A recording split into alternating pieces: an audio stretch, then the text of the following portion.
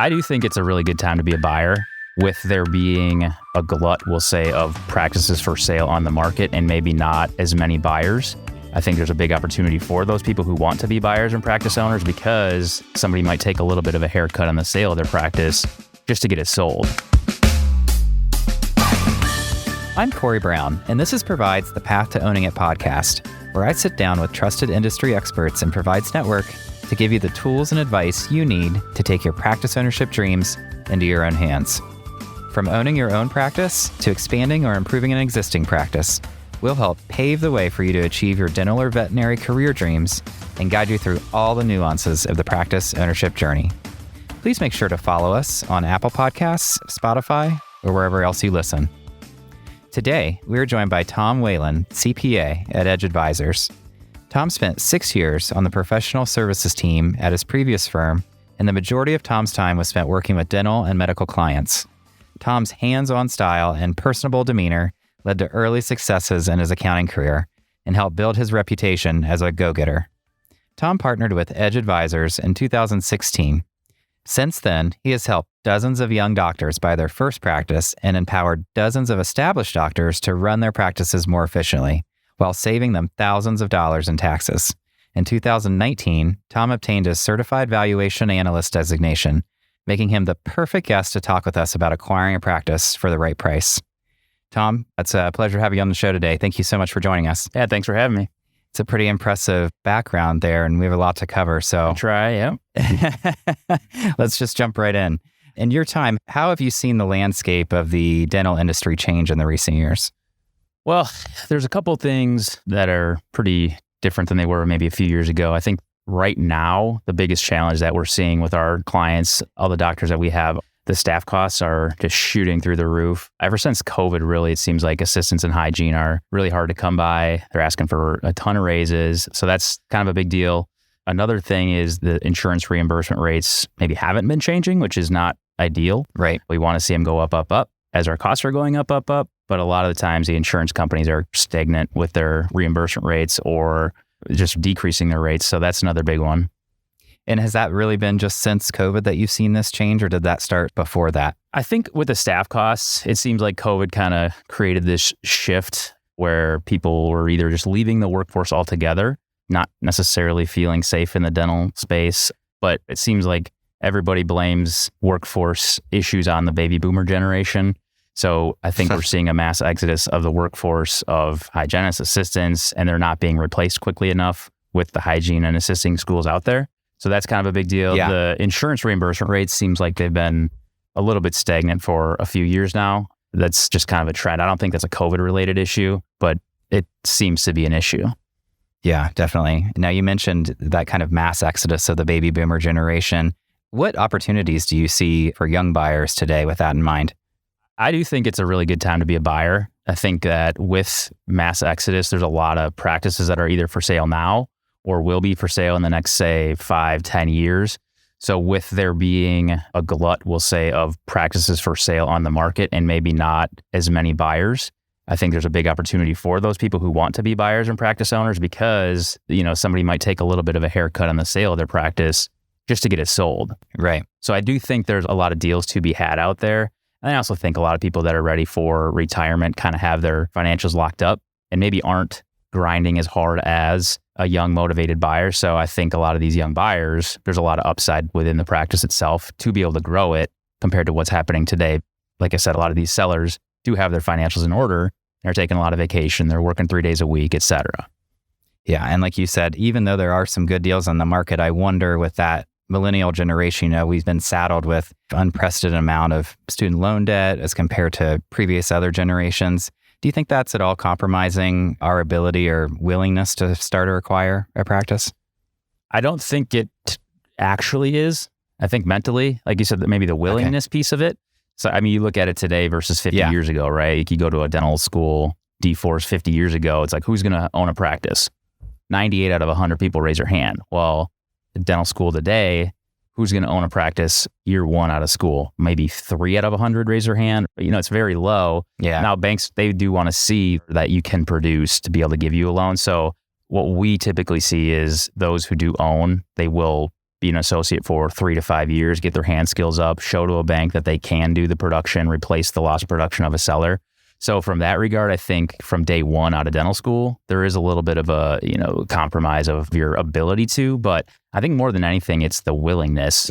We work with a ton of buyers. The vast majority of our clients are practice owners. So they're out there, but it's a little later in one's career than maybe even 10, 15 years ago. Yeah. And when do you think that from day one in dental school to D4 and then shortly after, when do you think that idea of I want to become a practice owner changes? I think when they realize how much money they're not making, they might see somebody that's producing $1 million and maybe they're writing off 20% for insurances. So they're maybe collecting $800 and they might get paid 30% of that. So they're making $240. Well, once they start putting that number together and see that, hey, the hygiene's collecting another $400. And if I did the same $800 in a practice ownership model, I might be making $500-$600, but I'm making $240 as an associate.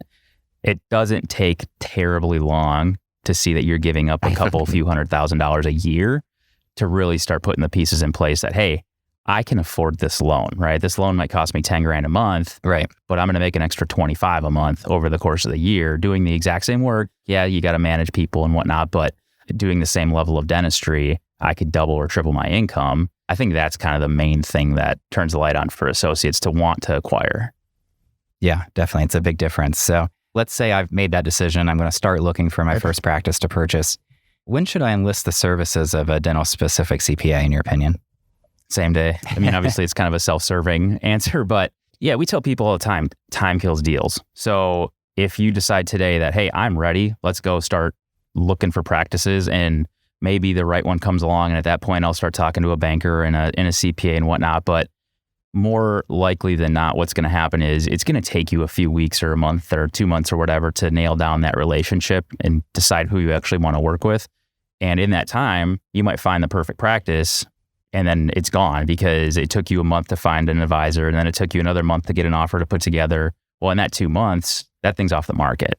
So realistically, when you decide that you're ready to buy, even if you don't have a practice in mind, I really think you should be getting in touch with some people who understand what to look for in the metrics of potential practice to buy and start getting your finances in order to be able to be bank ready when you start to do those bank applications and whatnot. So yeah, like I said, I think day one is when you should really get your team in order before you even have a practice. Now, obviously, that's an ideal world and things happen and you maybe aren't ready today, but this great practice opportunity presents itself. So it might not fall in line exactly as you'd planned, but if I could draw up a roadmap, it would be, hey, I'm ready to buy. Let's go get my team in place. Let's start looking for practices.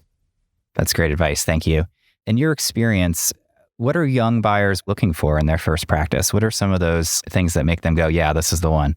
It seems like a lot of young buyers want the bells and whistles. Like it looks pretty. It's got the new equipment. It's got the cone beam. It's got the CEREC. It's got all that good stuff. But I think realistically, more than anything, they want stability because we talked about it a minute ago with the unprecedented levels of student debt.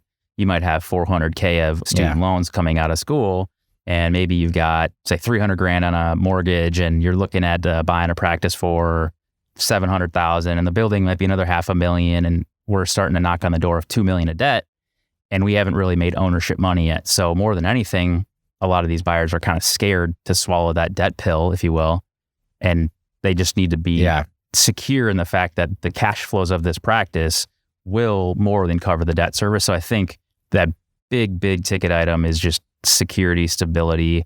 Maybe I'll pay a little bit more for a practice that's turnkey, ready to go.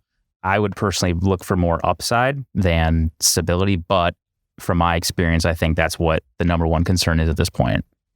Talk to me about that a little bit more. What do you mean by the upside versus stability? Sure. So let's just say I'm looking at two different practices, and let's say they both are collecting $1 million. Well, one of them might have 3,000 active patients and the other one might have 1,500. But maybe that practice with 1,500 active patients has, 20-year staff that have practices in place forever. The staff's locked and loaded. You come in, let's say the cash flows are the same on each practice. Well, maybe the staff is just more stable and the practice has been around for 25 years on one of them, but the other one has way more patients and you could grow that thing, double it, triple it overnight. Or maybe even it's an underproducing practice with a higher patient base that you might be able to get for a little bit cheaper. But you know that day one, maybe I'm not making 400 as an owner. Maybe I'm making 200 as an owner based on what the seller was doing, but there's runway to double or triple this practice overnight based on the patient flow of the practice. So again, personally like to see high patient levels and maybe a little bit of an underproductive selling doctor, because you're typically paying for what the practice is doing today or in the last couple of years, right? Right. If it's an underproductive doctor seller, we might be able to get it at a little bit of a discount. And then if I can come in and do some extra specialty work and grow it, I've got a practice that's worth way more today than it was yesterday, but I paid based on yesterday's prices, not my own prices, if that makes sense. Yeah. Now you mentioned paying based on the performance of the practice in recent years. So what are those metrics? How do you know if a practice's listing price is fair? And what are you looking at to determine that? It's all going to come down to cash flows. A lot of times people will get hung up on the percentage of revenues as a list price. So again, we got two practices. Yeah. They might both be collecting $1 million, but they both might be listed at, say, $800,000 for sale. Well, a lot of people would say that's listed at 80% of revenues or 80% of collections. I don't necessarily like to get into that game. I like to look at it as a multiple of cash flows. So if practice A, the owner doctor's making 300, and in practice B, the owner doctor's making 500 or 600, well, I'd rather buy practice B, even though they're both 80% of revenues, right? We look at cash flows more than anything else. Cash is king. That's what's available to service your debt, pay the bank back, pay your taxes, pay your personal loans, whatnot. So it all comes back to what are the cash flows of the practice. But beyond that, we really like to look at active patients within the practice, and we can run our metrics and then come up with a good estimate of how many patients are coming through that door day in, day out. In a practice that's got, say, 2,000 active patients versus a practice that's got, say, 1,200 active patients, all else equal, we're trying to get that one that's got 2,000 active patients because there's a lot more runway to do dentistry given that there's way more patients. So cash ultimately is king, but patient flow is the source of where the cash flow comes from. So back to your question of like, how do we know if it's listed at a fair price? That's a little bit tricky because every single doctor's different. Like you might do ortho and endo and I might not. So a practice collecting $1 million in your hands, I might only be able to collect 700,000. Maybe it's listed for 800,000 and that's fair based on the work you're doing. But if I can't do that work, I don't want to pay that number. And not to say that it's unfair, it's just I maybe have a different skill set. So it really comes down to what work is the doctor doing and can we replace that production? And if so, then more often than not, it's going to be listed at a fair price. Again, we're looking at multiples of cash flow in a solo doc practice. Usually we're looking at 3 to 5 times cash flow after paying a fair salary to a doctor. So again, if you can't do what that doctor's doing, it's probably not the practice for you. But on the flip side, if they're not doing ortho and endo and implants and extractions, and again, it's collecting $1 million in their hands, well, maybe it's 1.5 in my hands. And I'll gladly pay that 800 they've got it listed for because I'm going to come around, crank it up 50%. And this thing's going to be cash flowing way more than what it was for that selling doctor. So it can be fair or unfair or good or bad for every single doctor that's out there because everybody's skill set is different. In order to compare that, is that done in the due diligence period after you've already signed an NDA and you're interested in a practice? Yeah, typically you're going to sign an NDA before the seller or their advisors are even going to give you anything. We just had this, literally today, I had this exact same thing pop up. We had a mutual vendor that knew a guy that was selling a practice. We said, hey, we got a buyer that may or may not be interested. We need some info. Hey, sign this NDA. We'll get that info over to you. Let us know what you want. Okay, we're going to look at tax returns, profit and loss statements, production data, doctor hygiene, you name it. There's a whole laundry list of items, but we can get a pretty good feel for the finances of the practice in a couple hours once we get all that information, of course. But typically you're signing an NDA before you're getting anything at all. So I guess my question then would be, if I'm starting to look for a practice, how do I know what I can afford, number one? And then number two, if I know what I can afford, how do I know it's a good deal for me until I get involved in that due diligence period? Yeah, so it's a little bit backwards when you think about what can I afford. A lot of times people try to compare it to buying a house where if you make $100,000 a year, the bank's going to say, here's what you can afford. Right. Well, that's not how it works in a dental practice setting. It's the cash flows first to understand what type of purchase price does it support. So you don't go to the bank and say, what can I afford? You need to make an offer first get the deal done first, and then go back to the bank and say, hey, will you give me the money to buy this thing at these current cash flow levels? So to understand if you can afford it, again, it all comes back to cash flows. That's where you work with your CPA, your advisor, your consultant, whatever, to see what true cash flows of this practice are. Now, typically, when you're buying a practice, they have at least a ballpark number to throw out for an offer price. And then it's up to you and your team to make sure that the cash flows are there to support that purchase price. Now, again, we go back, let's just say there's a practice collecting $1 million listed at $800,000. If the free cash flows after paying a doctor are $50,000, it's just not going to work out. The debt service is too high and the cash flows aren't enough. So that might be a practice collecting $1 million listed at 800, but then the next one collecting $1 million listed at 800 has cash flows of 250. Well, that's going to more than service the debt, pay the taxes, everything. So really it's identifying what cash flows are available in that practice and making sure that services the debt, your personal lifestyle, your tax, all that good stuff. But again, can I afford it? You don't know until you look at the numbers of the practice. So you can't just say, oh, I want to stay under $1 million. Well, maybe you do, but if there's a practice that comes up that says, hey, it's making $500,000 a year of free cash flows, you can afford way more than $1 million. So really it's, again, we need to understand cash flows first before we can understand if it's a fair price or if it pays for itself. Yeah, that's great advice. Thank you for clarifying that, Tom. Tom, we've talked about how to find the right practice at the right price, but when we return, I'd like to dive in on how we can hit the ground running with a new practice. More with Tom after this short break.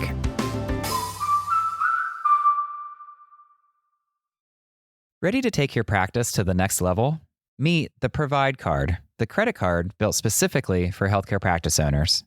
Available in addition to your Provide practice loan, with the Provide Card, you'll be transported to a world of new opportunities for your practice, where you can access the spending power you need to build your legacy.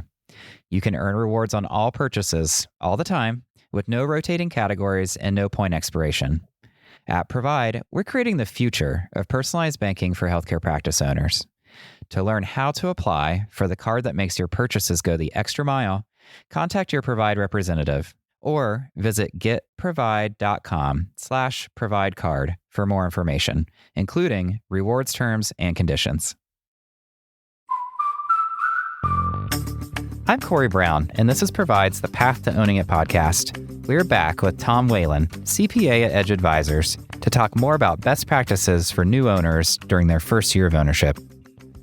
Now, Tom, we talked again a lot about how to find the right practice at the right price. Let's say we've done that and I've just acquired my first practice. How can a CPA firm like Edge Advisors set my practice up for success? So we always say to our clients, we can do tax returns and bookkeeping and payroll, kind of all your standard accounting or CPA type services that most or all CPA firms out there can and should be able to do. But what we really think sets us apart is that we know the ins and outs of a dental practice. We work with hundreds and hundreds of practices throughout the country. We know what the metrics ought to be. If they're not there, what are some areas that we can look in to fix them? If our staff costs are out of line, are we overpaid? Are we overstaffed? Are we underproductive? Is it a hygiene production issue? Is it a doctor production issue? We really know how a well-run practice should look. And if we're not there, then we can kind of steer you back on that right path to get you to that well-run practice. And how would you recommend that new owners go about finding a CPA firm that's right for their specific needs? You want to make sure that they obviously know your industry. When I first started, I didn't really think it mattered. I thought just a tax return was a tax return or a financial statement was a financial statement. But having been at this now for over a decade, there's a lot of nuances within each industry. I mean, I'm not going to be out here trying to tell a manufacturing firm what to do because I really don't know. I mean, can I do their tax return and put together a P&L? Yeah. Sure. But can I guide them down the right path? No, I can't. But I would want them to have the industry expertise that you need. Obviously, you want them to be personable and accessible. We hear that a lot where we get a lot of people switching over that, hey, I just can't get a hold of my CPA. So accessibility is a big deal. Industry knowledge is a big deal. And then this hopefully is a 20, 30-year relationship. You want to work with somebody that you like. It's understated a lot, but I think that personal relationship is a big touch because what dentists do and what we do is provide a service. So there's no physical product that's being delivered. So you better like the person that you're communicating with day in, day out, week in, week out. Yeah, especially if that person's helping you manage one of the biggest purchases of your life, right? Absolutely. You got it. So you mentioned some of them, but if you can just dive in a little bit more, besides helping dentists prepare for taxes and that sort of thing, what are some other maybe niche areas that a dental CPA can help with? Again, understanding the metrics of your practice, where we need to be for our supply and staff costs, our lab, our advertising, this and that. That's all important. A lot of other things that we do that are specific to dentistry is put together bonus plans for staff members, whether it be different plan for hygienists versus assistants versus front office, talk about doctor buy-ins, valuations of the practice. When we let an associate buy in 50-50, how are we going to value the practice? How are we going to structure the buy-in? How are we going to structure the compensation after the fact? How are we going to prepare this for a sale in the back end? There's a lot going on day to day, year to year, besides just the nuts and bolts of the day-to-day accounting. How do I know if my practice is measuring up and if I'm really set up for success? Are there certain metrics that are kind of most important to focus on when looking at that? I mean, there's a handful, 5, 6, 7 big ticket items that people look at, staff costs being one of them, or supply and lab costs, other operating, our occupancy, so our building costs, what are we paying in rent and how does that compare to our revenues? So everything that people are talking about are going to be tied back to a percentage of your collections, not necessarily gross production, but your net collections. So if we say, hey, we want your staff cost to be at 25%, we mean 25% of collections, not of that gross production. So our insurance adjusted net collections is what we use when we're saying a percentage or a metric, a benchmark for a specific overhead category. I mean, you should be able to stack yourself up against the industry pretty easily. You should have your financials organized in such a way that allows you to carve out these staff costs separate from doctors, separate from owners, and maybe the owner might have their spouse or kid on payroll for tax purposes. We want those split out separately so they're not lumped in with normal staff costs, so that we know that, hey, our staff costs aren't high. We're just doing this discretionary tax move. So again, we want our financials organized in such a way that allows us to stack ourselves up against the industry. We do see a lot of dental practices that have a chart of accounts or a profit and loss statement that looks kind of like the standard baseline P&L that QuickBooks might offer that has no specialty or organization relative to the dental industry. We should be able to look at 100 different dental practices and kind of white out the name on the top and know that, hey, this is a dental practice just by the way that the financials are structured. And when we do that, it's very easy to compare ourselves to those 100 different practices. So if we're not in line with our financials compared to the industry, there's no way we're going to be able to compare to the industry. So we want to make sure our financials are wired and in line with the industry, and we should be able to stack up pretty quickly. Yeah. Along the lines of stacking up, many new owners, they just want to have that feeling of kind of where they stand, right, compared to their peers. Yeah. So is that something that they should look at as a comparison or just leave it to you? I mean, I think whether they should or shouldn't, we get asked it all the time. The first question we get, I think the number one question we get asked is, hey, how am I doing? And then the second question we get asked is, how is everybody else doing? So more or less, how am I doing relative to the industry? If I'm doing poorly, but everybody else is doing poorly, for some reason, it makes everybody feel better. But if I'm doing well, but everybody else is doing really, really well, then I don't feel as good. So again, right, wrong, or indifferent, people are asking the question. And I do think they should. I think you should see how the industry is doing. Because if there's one of those rising tides, but we're not part of it, well, why not? What am I missing out on? Yeah. Or if there is an industry-wide downturn for some reason, let's not beat ourselves up too much about it. But yeah, I do think they should be asking that and should be stacking themselves up. I personally am a little bit of a competitor, so I want to know just for my own personal sake. But I do think it's healthy and understanding what the marketplace is doing and how they're reacting to different trends, and to be able to make sure you're on par with the rest of those trends. And when you're comparing, are there certain benchmarks that are commonly known that a new owner should strive for to know that they're where they should be? Or does that vary state to state and practice to practice? There's some big ticket items. Everything starts with production, right? That's the work we're doing. From production, we have insurance write-offs down to collections. Maybe we're fee for service and our write-offs are 5%. Maybe we're heavy PPO and our write-offs are 35%. That's a big benchmark there, and it really will dictate a lot of the other benchmarks within your practice. If you're fee for service, I'm thinking your staff costs should be less as a percentage of revenues because you don't have to do as much to get the same level of collections. Yeah. But if we're heavy fee for service, I would also think that our advertising would be way more because we're not writing off 35% And it's a lot harder to get that patient to pay cash rather than an insurance company to pay 70 cents on the dollar. So it depends on what your makeup is within your insurance base, but assuming a decent mix of a few PPOs and, a decent chunk of cash patients, staff costs are a big deal. That's kind of a bucket. And we don't just talk about hourly rates. We talk about wages paid, benefits like retirement plan, health insurance, everything that costs to hold a staff member. So that's a bucket. That's a big deal to look at. And we say, hey, we want you to be 25 to 28%. Again, not just wages. We got to consider everything. Another bucket would be our what we call variable costs, the costs that rise and fall with production, like supplies and lab. So that's another big ticket item. We've got our operating costs or non-operating costs, occupancy. I can go on forever about the different cost breakdowns, but there's, like I said, 5 or 6 key items that are pretty much widespread across the industry. So important to have a good relationship with your CPA to know where you're at all times. Absolutely. Yep. And Tom, let's do something a little different. Let's play a little game of Would You Rather. Okay. Keeping in mind all of the dental practices you've worked with over the years, would you rather an owner be very involved with the daily accounting activities of their practice, or would you prefer they allow you as the professional to handle that on their behalf? So this is going to sound self-serving, but I would rather them do more dentistry, right? Rather than spend a couple hours a day doing accounting and payroll and looking into this stuff. I'd rather them do a couple extra crowns per day because they're going to be more productive than the fees that a CPA firm's going to charge. So we, as advisors, we're trying to make you the most profitable that you can be. And I think your highest and best use of time as a dentist is doing dentistry, not doing accounting. So again, that sounds self-serving, but strictly from a profitability standpoint, it's the right answer. Now, you might have a different mindset than I do as a dentist and say, I really like this stuff. I don't care about the fee differential or my production differential. I just like getting into the nuts and bolts of the day-to-day. And good for you. That's great. Go ahead and do it. And I'm not going to argue with you. But if the question is, how do I become the most profitable practice? It's by doing dentistry, not by saving a few $100 a month on doing some accounting work. I think you're absolutely right. If any of our listeners would like to work with you and Edge, what's the best way for them to get a hold of you?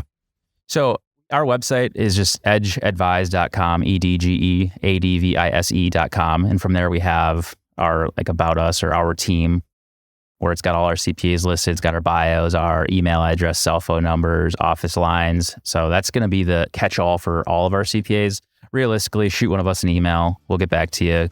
Call, text, email, whatever works for you, works for us. But that's our website, and you can get a hold of any one of us from there. And do you work all across the country? All across the country, coast to coast. Perfect. Well, Tom, thanks. You've given our listeners a lot to consider when it comes to acquiring their first practice, and we just appreciate your time and sharing your expertise with us. So thank you very much. You bet. Appreciate having me. Thank you for joining us for this episode of The Path to Owning It. If you're ready to take your practice ownership dreams into your own hands, be sure to visit getprovide.com to pre-qualify and browse our practice marketplace, or check out our news page for more helpful resources. The Path to Owning It is brought to you by the team at Provide, with production assistance from Sarah Parkey and Slide 9 Agency. And it's produced by PodCamp Media, branded podcast production for businesses, podcampmedia.com. Producer Dusty Weiss, editor Emily Kasinger. For Provide, I'm Corey Brown. Thanks for being on the journey with us. Provide is a division of Fifth Third Bank, National Association. All opinions expressed by the participants are solely their current opinions and do not reflect the opinions of Provide, its affiliates, or Fifth Third Bank. The participants' opinions are based on information they consider reliable, but neither Provide, its affiliates, nor Fifth Third Bank warrant its completeness or accuracy and should not be relied upon as such. This content is for informational purposes and does not constitute the rendering of legal, accounting, tax, or investment advice or other professional services by Provide or any of its affiliates. Please consult with appropriate professionals related to your individual circumstances. All lending is subject to review and approval.